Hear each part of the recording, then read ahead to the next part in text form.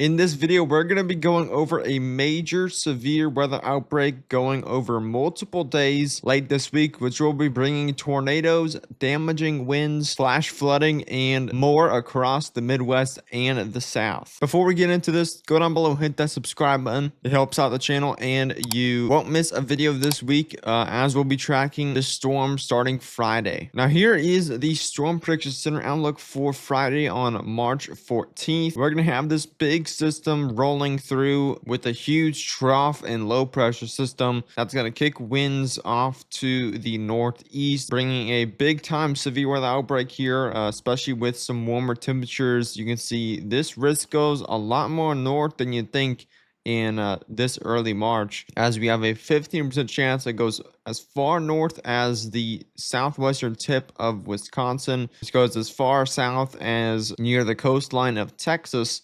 And then we have a 30% chance for significant severe weather down here in Arkansas, Missouri, Illinois, Kentucky, Tennessee, and Mississippi. Last week, we saw the same thing, and we saw a lot of people saying that last week's storm was going to be the storm of the year, and it really wasn't. It was just a small severe weather outbreak down there in the south with a few tornado reports and nothing crazy. It wasn't expected to be anything super crazy. But the chances were there for tornadoes. Now, this severe weather setup for Friday, this could be one of those setups where it could be pretty memorable throughout the rest of the year with how this setup looks.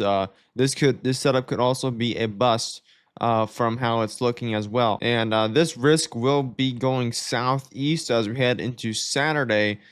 These storms will be down here in the south, and this could be another severe weather outbreak for your Saturday across Mississippi and Alabama. This could bring more discrete supercells down here in the Alabama, Mississippi area. This could be actually stronger than Friday from what some of these models are showing. This goes as far north as Kentucky there. With that current risk that we're seeing. Now let's take a look at this setup. This is 850 millibars of wind. This is about 5,000 feet up. This is not very far up. So these are the winds above your head where these storms are going to be firing off.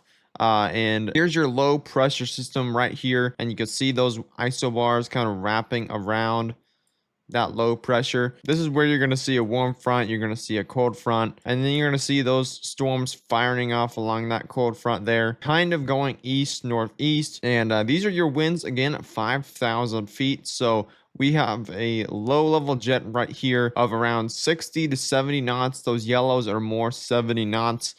So this is a very strong low level jet that we're seeing right here for Friday afternoon. And the stronger the low level jet, typically the stronger the tornado threat is. But as we look at some bulk shear values for Friday, we are going to have quite a bit of shear. Not a ton, but where these storms are, you are going to have quite a bit of shear down here, especially over here in the Missouri-Arkansas border. You're going to see near 60 to 70 knots of shear, which is again quite a bit of shear. And this could be actually the perfect amount of shear, because with tornadoes you don't want a ton of shear, but you don't want the least amount of shear. Typically you want to see a sweet spot for shear for tornadoes. Not that we want to see tornadoes, but you also want to see some sort of energy. This is convective available potential energy, and we typically don't see a lot of energy in the air in March. You just want to see enough to develop those thunderstorms. If we look over here in Iowa, you're actually seeing 1,300 joules per kilogram of shear. So you're seeing actually quite a bit of shear, especially this far north. Where this orange 30% chance risk is actually where not much shear is, not much cape is. You're only seeing a little bit of shear of cape down here of where this main risk is showing by the SPC. There's a little bit down here in Arkansas and Louisiana. You only need a little bit of cape down here if to develop those storms in March, but I'm not sure if there's enough actually down here in this main risk area according to this model. If you look at the 060 run, again, there's this kind of split area of cape where there's not much cape. You're seeing a decent amount of cape down here in Arkansas, but this area that's kind of splitting, I'm thinking there could be two areas of concern for these storms, one down here and one down here in the south. considering that there's kind of a split here. There could be some weaker storms in this area, but that's what we're seeing right now. Looking at supercell composite, this is the chances of supercells developing, and you're seeing some decent values up here in the northern part of this storm, especially down here actually near the St. Louis area. You're seeing increased values of supercell composite.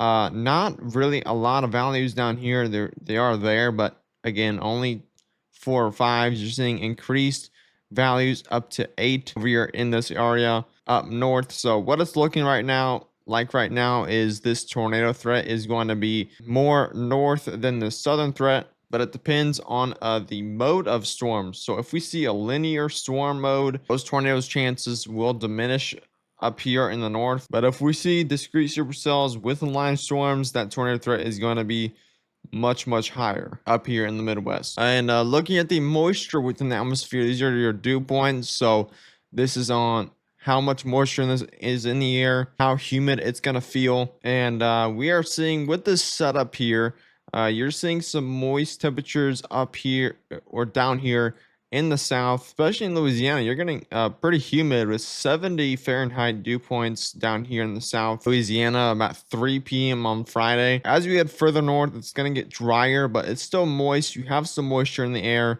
around 50 Fahrenheit for most of the Midwest regions here. You're going to feel the humidity after a dry winter.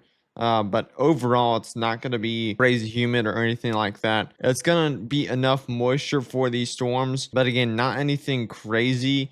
This could definitely be a classic March setup up here for north for these Midwest areas, as we've seen in the past. We're still a little far out from this setup. As we get closer, again, we're going to get more details and more finer details on what these storms are going to do, what are the main threats, and where are the main areas that will be impacted by these storms within the next few days. We'll get that information. Go down below and hit that subscribe button, hit the post, hit that bell as well, so you won't miss a single upload in the coming days. As we get more details for this severe weather outbreak, that'll be Friday and Saturday. This was mostly information for Friday, but tomorrow's video will have more details for Saturday. Hit the like button down below. Share this video with anyone that might be impacted by these storms. Leave a comment down below with any questions. I'll be sure to answer them. And as always, I'll see you in the next one. Stay safe.